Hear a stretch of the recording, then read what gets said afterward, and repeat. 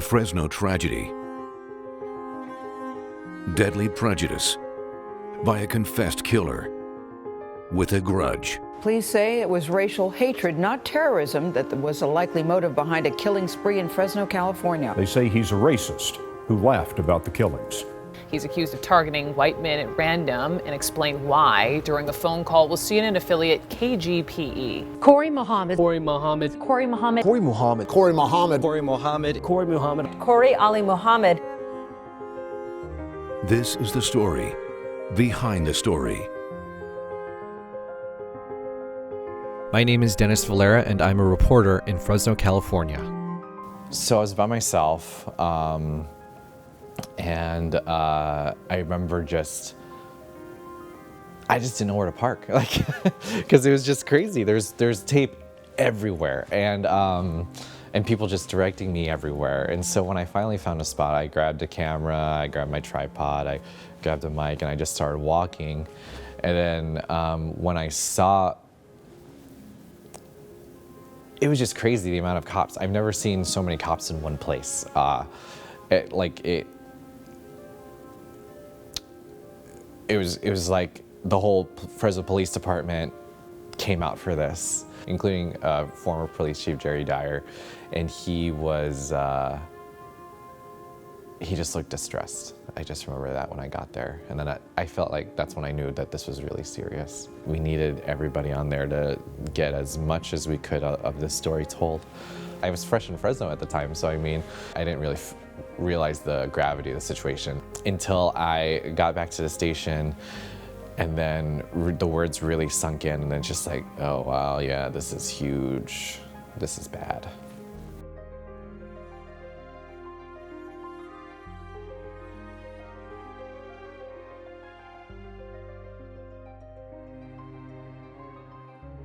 Did you kill 3 white men and shoot at 4 people Tuesday?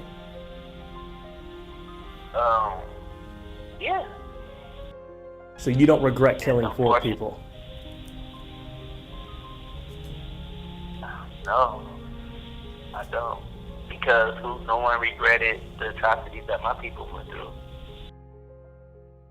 Just hearing that he started firing at a PG&E vehicle on one street, walked a couple blocks, fired at this other guy, walked a couple more blocks, fired at this other guy, and then walked a little bit more, and then where he was initially taken down. And then of course, just hearing why he did it, that these people were white and that's why he targeted them, that kind of always sticks with me.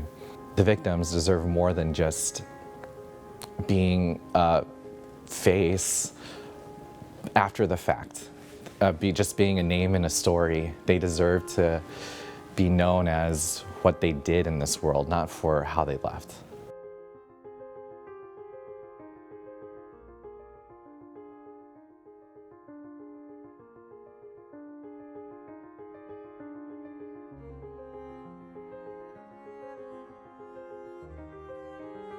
Was I believing the security guard was arguing with her, being very disrespectful, and so I shot him. You shot the security guard? Yes, sir. That's what I was standing from. I guess his name was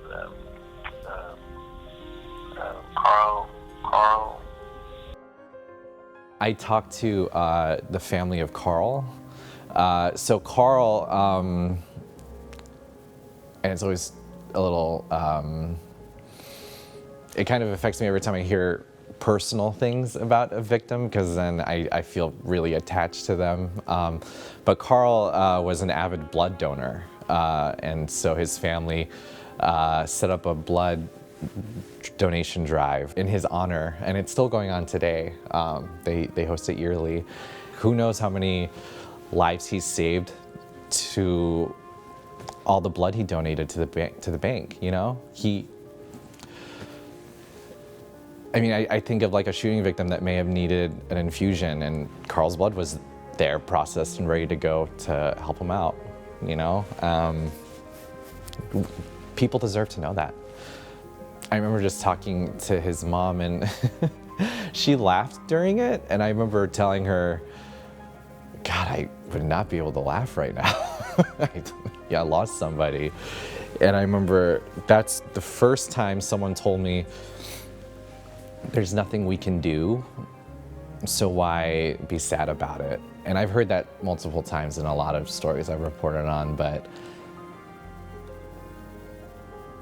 that's when I realized that humans are capable of a lot.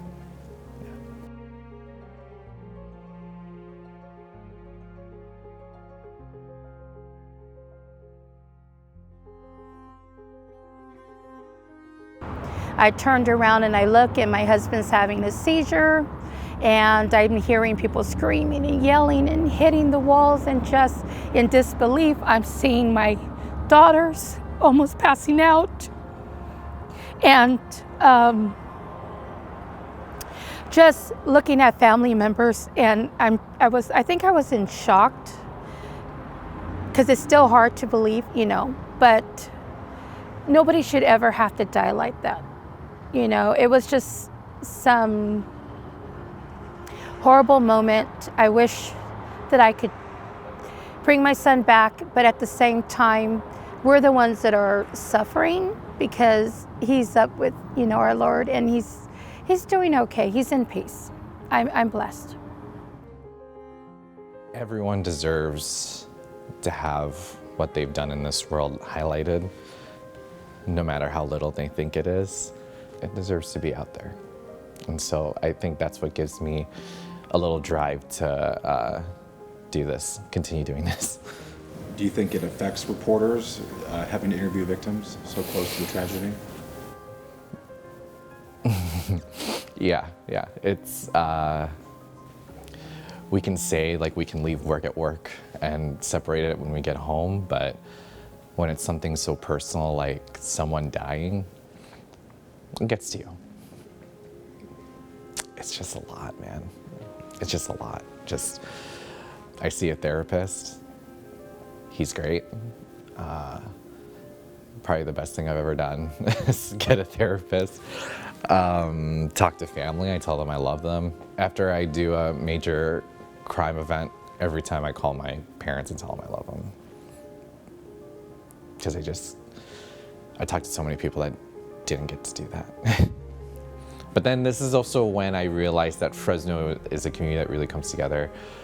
Just the immediate response of coming together, the response afterward, when we realized who we lost in this. And I remember a follow-up story, they had me just check on neighbors just to see if we can get any more reaction to what happened. And I remember I saw candles at the end of multiple people's driveways, and I remember asking them just like, why did you feel like doing that? And they just said, we just wanted to because of just what happened. And that's when you realize where you live is a place that even though we don't know everybody, we know everybody because we live in the same city, you know?